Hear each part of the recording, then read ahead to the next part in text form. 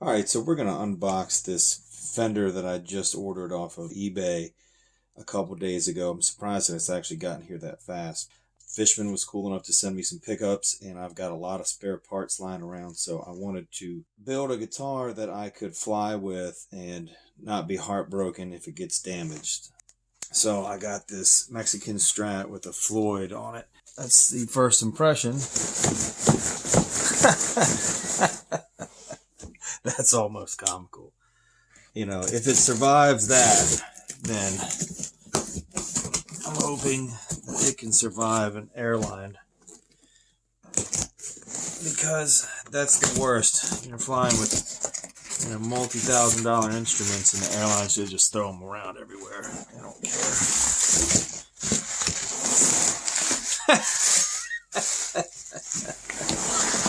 Like, no case, not even a gig bag, just thrown in there, just taped in. That is hilarious.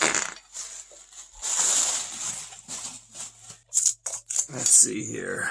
Oh my god, it's got hot glue. There's something all over this shit. I mean, look at it, dude. That finish is destroyed. What did they do?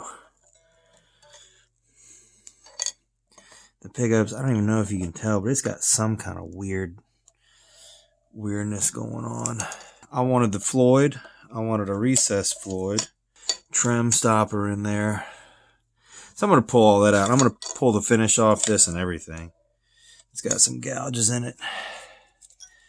Good. See, this is a special. We might leave that on. I've got plenty of Floyd parts and saddles. I've even got a brass block that fits a special, so we might keep it, we might not. Let's get to stripping this thing and seeing how much damage we can do. All right, so let's get this thing apart. Good Lord, I don't know where to fucking start. Let's see if I can just show you all the stupid shit I've noticed with it. For one, this is going to be more of a project than I want to deal with. You can see that huge dent in the fret right there. Like, I know it happens, but I've been playing guitar my entire life, toured all over the world. I don't have any guitars that look like that.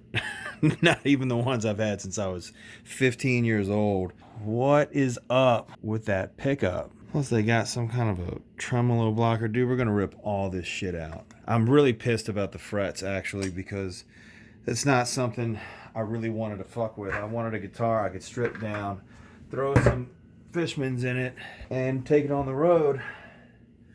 At least take it on some fly dates, you know? So, whatever. Goon. Another machine screw. That's not even a pickguard screw. Now I want to meet the guy who sold it to me and punch him in the face. It's like Strat block holes are stripped out. Retarded. Good Lord. Completely stripped out. Goon. I've never understood what's so difficult about using a Floyd Rose. It drives people insane. And have them commit such atrocities to their guitar. I mean, you can't get it out now.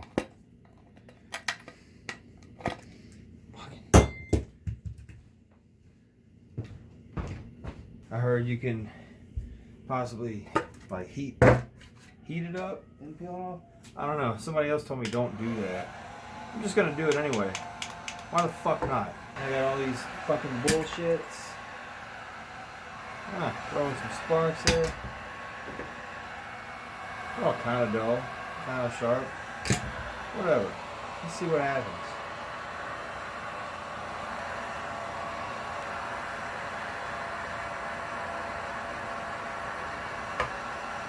Ha! There we go. Look at that.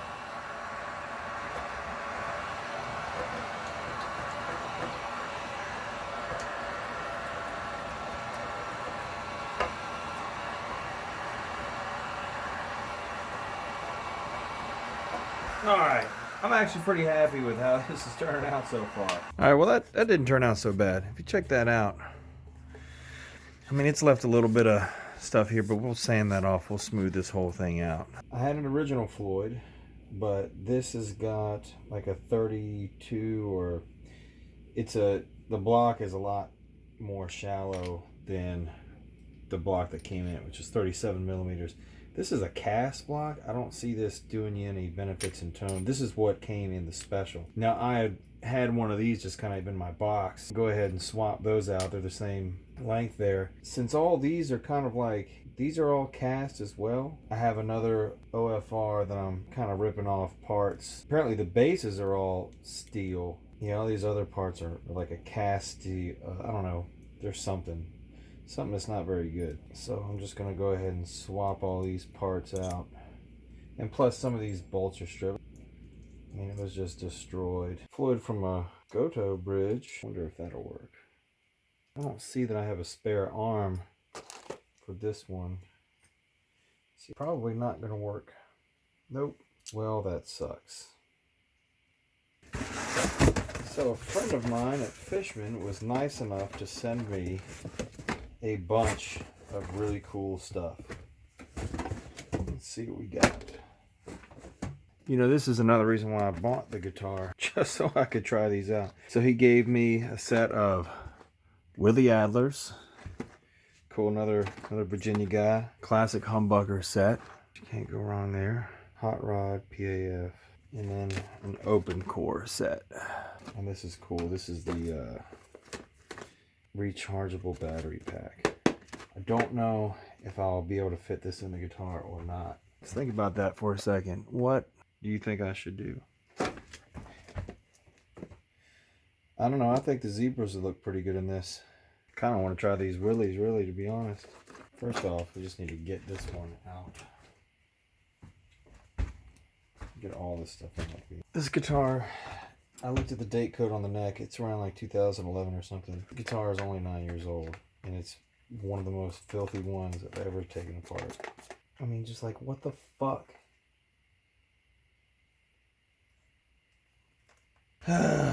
So far, so good, I guess. This was supposed to be a really easy project, but I've spent probably all day on it.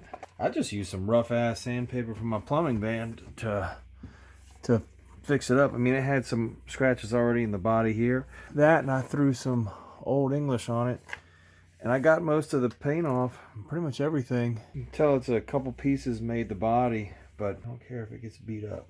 That is the point. It's supposed to sound good, look okay. I've already had some pickguard screws left over from another project. I actually had taken some wood glue and some toothpicks, and I had filled most of these holes. The wiring is kind of interesting. I've got it so that it's bridge. The second position is still just the bridge, but now it's coil tapped. That is, the middle is the two pickups together, but in single coil only. Then that is single coil here, and that is humbucker there. So humbucker, two single coils in the middle, and then this switches voicings between the two pickups as well. It took me a long time to figure out a good way to wire this thing together. And at least with the Fishmans, if I want to change the pickups or something, to really just take the quick connects loose from each of them. So that's kind of cool.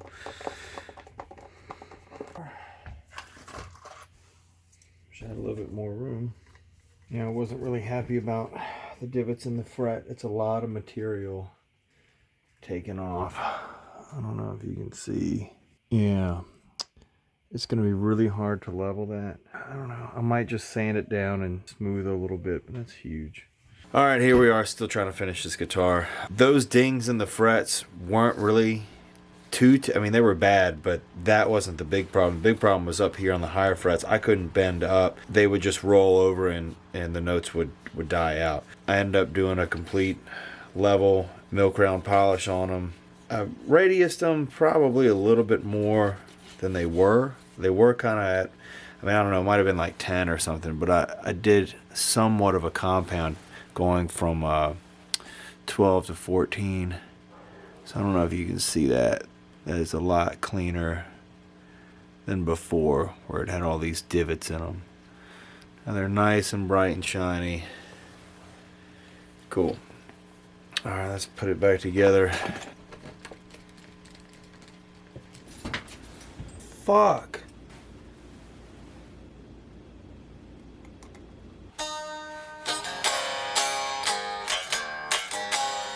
Well, we finished wiring up the Strat. Everything's done. The fretwork is complete.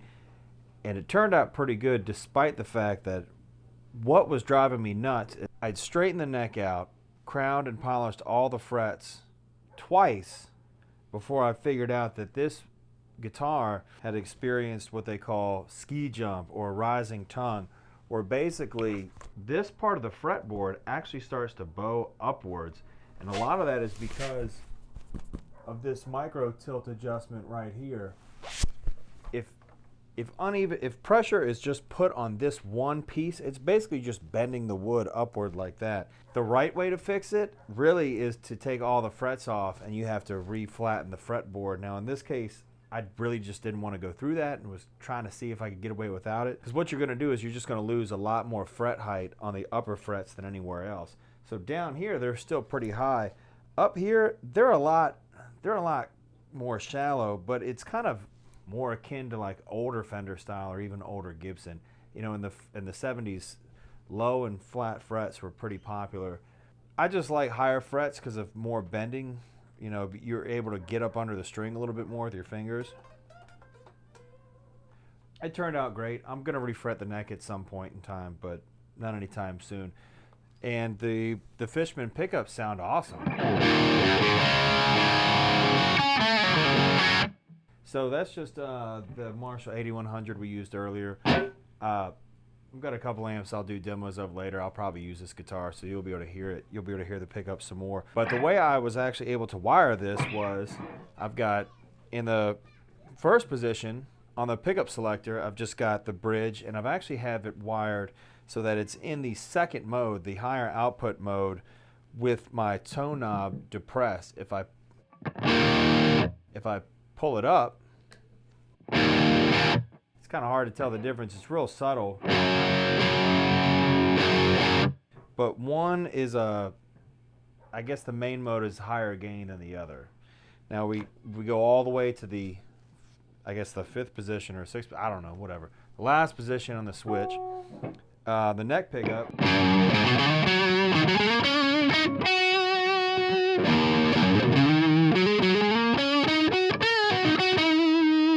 So I actually like the, I guess the pulled up position, but I have these reversed from the directions that how they instruct you to do this because I wanted the higher output as like my main sound, but I may end up reversing the neck pickup one because I like this. I like that sound a lot more than.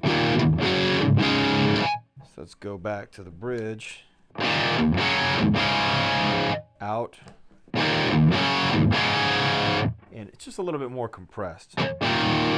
When I back this off to the, I guess, 2nd position, now I'm in bridge, but I'm in the single coil mode.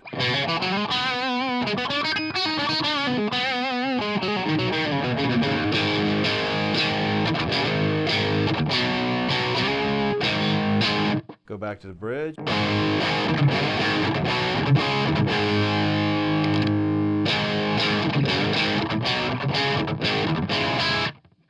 Cool. Now if I go to the middle, I'm basically mixing,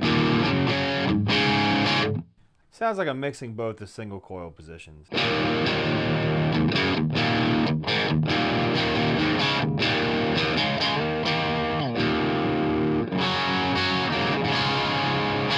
It was interesting wiring this thing up because I couldn't find a diagram to do exactly what I wanted to do.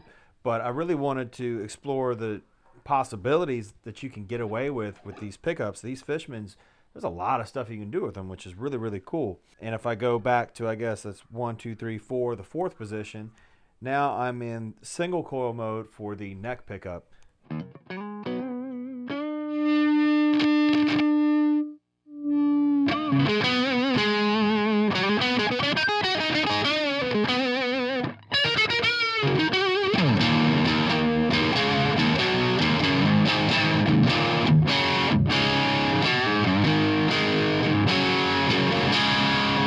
Go back to the, I guess, full humbucking mode.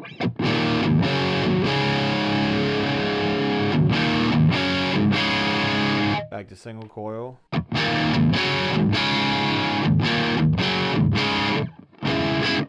I really, really like the neck pickup on the single coil mode. That's cool. Let's try this. Let's clean this up a little bit.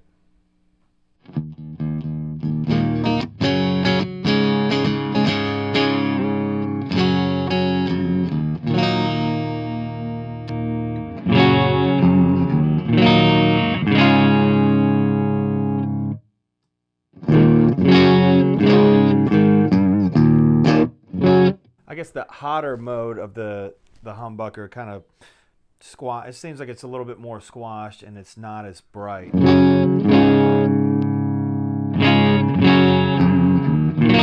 So that's my favorite humbucking mode. Let's go do some high gain.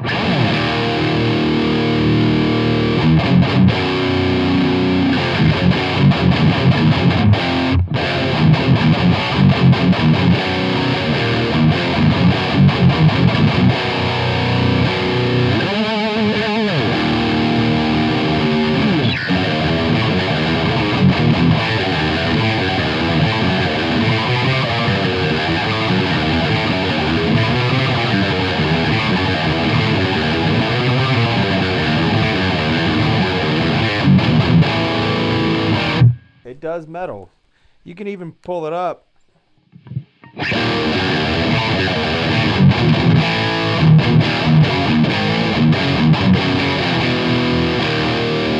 See what I mean? I like the hotter mode for the metal.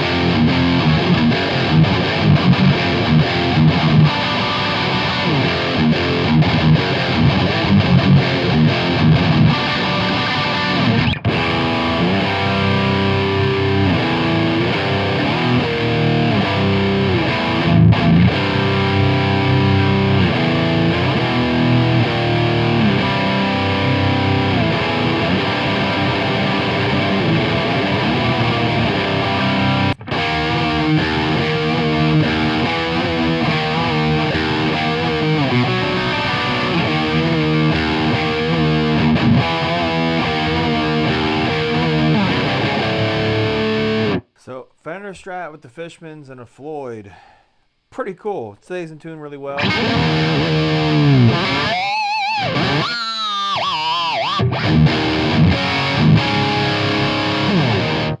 I have not gone through the trouble of intonating it yet.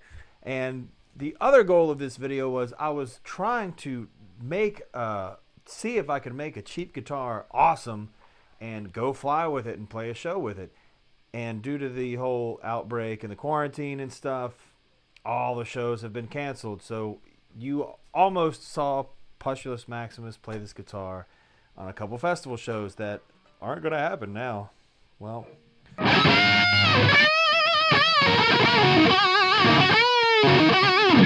Anyway, thanks for watching. Hope you guys are all staying safe out there, and we'll see you soon.